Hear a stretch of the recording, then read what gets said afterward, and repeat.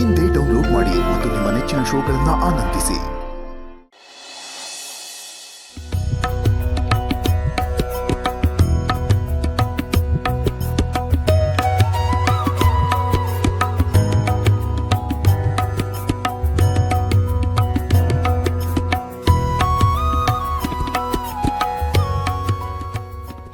ದೇವಸ್ಥಾನಕ್ಕೆ ಬಂದು ಪೂಜೆನೂ ಮುಗೀತು, ಪ್ರಸಾದ ತಿನ್ಕೊಂಡು ಮನೆಗ್ ಬೇಗ ಹೋಗೋಣ ಅನ್ಕೊಂಡ್ರೆ ನೀನೇನೋ ಹೆಜ್ಜೆ ನಮಸ್ಕಾರ ಶುರು ಮಾಡಿದ್ಯಾ. ಪೂರ್ತಿ ಸುತ್ಕೊಂಡ್ ಬರೋಷ್ಟರಲ್ಲಿ ಎಷ್ಟೊತ್ತಾಗುತ್ತೆ, ಮನೆಗ್ ಹೋಗ್ಬೇಕು. ನೀನ್ ಬಿಸ್ಲಲ್ಲಿ ಬೇಯೋದಲ್ದೆ ನಮ್ಮನ್ನೂ ಬೇಯಿಸ್ತೀಯೇನೋ. ಅತ್ತೆ ಈಗೇನು ನೀನ್ ಇಲ್ಲಿ ಟ್ಯಾನ್ ಆಗ್ತೀಯ ಅಂತ ನಿನ್ ಚಿಂತೆನಾ? ಲೇ ಅಂಬುಜ, ಈ ವಯಸ್ಸಲ್ಲಿ ನಿನ್ನ ಗಂಡ ಅದು ದುಬೈನಿಂದ ವಿಡಿಯೋ ಕಾಲಲ್ಲಿ ನೋಡೋದು, ಅದು ಬಿಟ್ರೆ ಯಾರೇ ನೋಡ್ಬೇಕು? ಅವನೇನೋ ಹರಕೆ ತೀರಿಸ್ತಿದ್ದಾನೆ, ತೀರಿಸ್ಲಿ ಬಿಡೆ.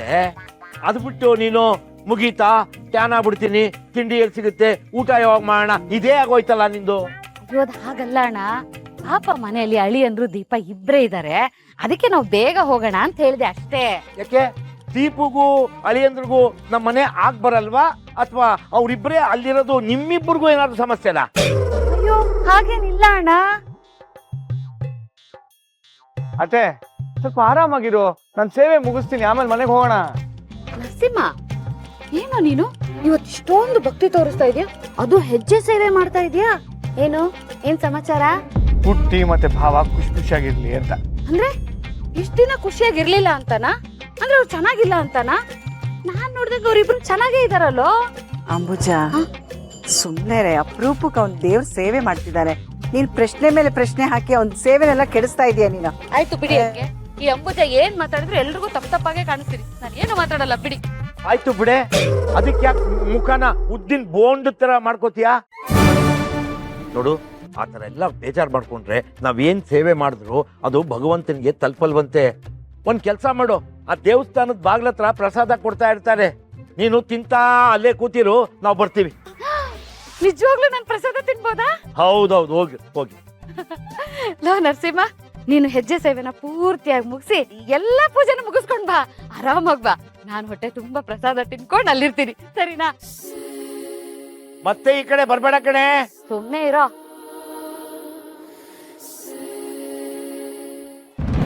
ಭಾವಂಗ ಕೊಡ ಇಲ್ಲಿ. ಪ್ರೀತಿಯ ಮಾವ. ಇದೇನು ಮತ್ತೆ ಪ್ರೀತಿಯ ಮಾವ ಅಂತ ಬರ್ದಿರೋದು? ನಿಮಿಷ ಯಾಕೆ ಇಷ್ಟ ಆಡ್ತೀರಾ? ಒಂದು ಕನ್ಫ್ಯೂಷನ್ ಆಗಿದೆ, ಸರಿ ಮಾಡೋಣ, ಇಟ್ಕೊಳ್ಳಿ. ಅದು ನಾನು ನಮ್ಮ ಭಾವನ ತಪ್ಪರ್ಥ ಮಾಡಿಕೊಂಡು ಅವ್ರಿಗೆ ತುಂಬ ಕಷ್ಟ ಕೊಟ್ಬಿಟ್ಟೆ, ಅದಕ್ಕೆ ತಪ್ಪಾಯಿತು ಅಂತ ಕ್ಷಮೆ ಕೇಳೋದಕ್ಕೆ ಅಂತ ಅವ್ರಿಗೆ ಪತ್ರ ಬರೆದಿದ್ದೆ. ಅದೇನಾಯಿತು ಅಂದರೆ ನಾನು ಪತ್ರ ಬರೆಯೋ ಟೈಮಲ್ಲಿ ಈ ನಮ್ಮ ಮಕ್ಕಳಿದಾರಲ್ಲ ಸುಬ್ಬು ಮತ್ತು ಗಣಿ, ಅವರು ಅಣ್ಣ ನಾವು ಬರಿತೀವಿ ಅಂತ ನನ್ನ ಕೈಲಿ ಪತ್ರ ಇಸ್ಕೊಂಡ್ರು. ಅದು ಬೈ ಮಿಸ್ಟೇಕು ಭಾವ ಅಂತ ಬರೆಯೋಕೆ ಹೋಗಿ ಮಾವ ಅಂತ ಬರೆದ್ಬಿಟ್ಟಿದ್ದಾರೆ. ಅದು ಬರೆದಿದ್ದು ಅಲ್ಲದೆ ತಗೊಂಬಂದು ನಿಮ್ಮ ಕೈಗೆ ಕೊಟ್ಟಿದ್ದಾರೆ. ಇಷ್ಟು ಕತೆ ನೋಡಿ. ನಾನು ಬರೆದಿದ್ದು ನನ್ನ ಪ್ರೀತಿಯ ಭಾವನ್ಗೆ, ಮಾವನ್ಗೆ.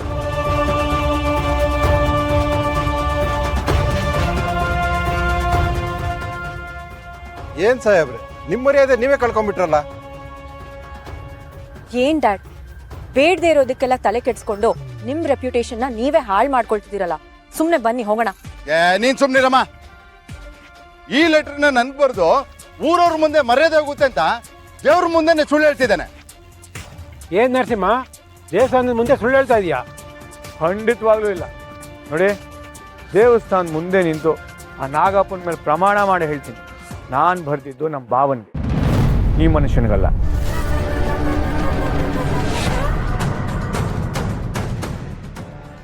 ಇದಕ್ಕೇನು ಹೇಳ್ತೀರಾ ಸಾಹೇಬ್ರೆ?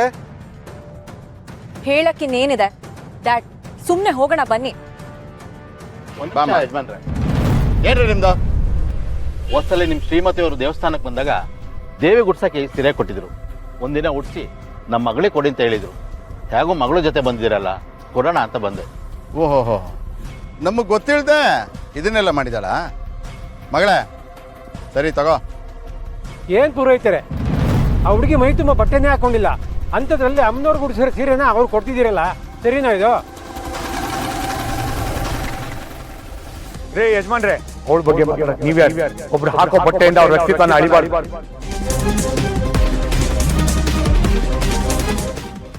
ಅವ್ರಿಗೇನು ಅಂತ ನನಗೆ ಚೆನ್ನಾಗಿ ಗೊತ್ತಿದೆ.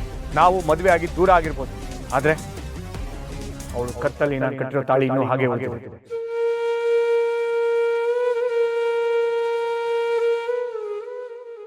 ಮುಖ ಪುಟ ನೋಡಿ ಪುಸ್ತಕ ನಳಿಬಾರ್ದು, ಹಾಗೆ ಹುಡುಗಿರು ಹಾಕೋ ಬಟ್ಟೆ ನೋಡಿ ಅವ್ರ ಗುಣ ನಳಿಬಾರ್ದು. ಇದೇ ಕೊನೆ. ಇನ್ನೊಂದ್ಸಲಿ ಅವಳ ಬಗ್ಗೆ ಕೇವಲ ಮಾತಾಡಿದ್ರೆ ನಾನು ಮಾತ್ರ ಸುಮ್ಮನೆ ಇರೋದು.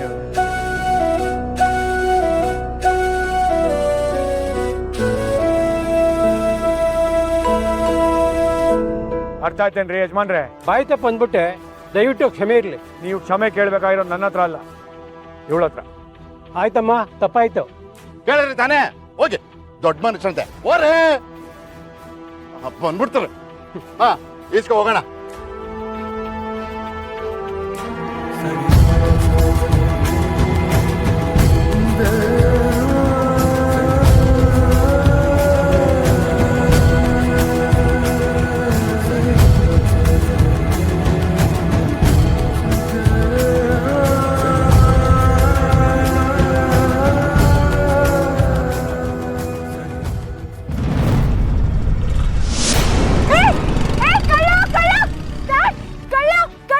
ಕಳ್ಳನ? ಏನೈತಮ್ಮ? ನನ್ ಚೇನು ಕಳ್ಳ ಶೂಟ್ ಮಾಡಿ ಡ್ಯಾಡ್. ಇವು ಗನ್ ತಂದಿಲ್ಲಮ್ಮ.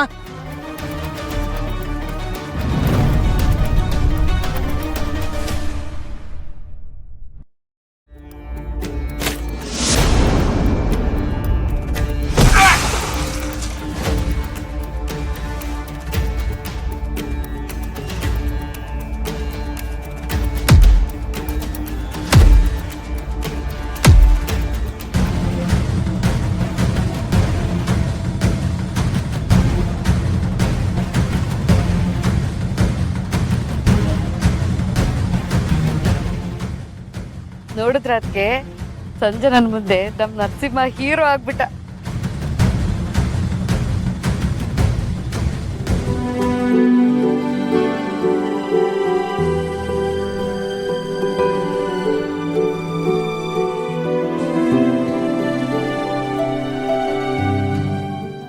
ಥ್ಯಾಂಕ್ಸ್.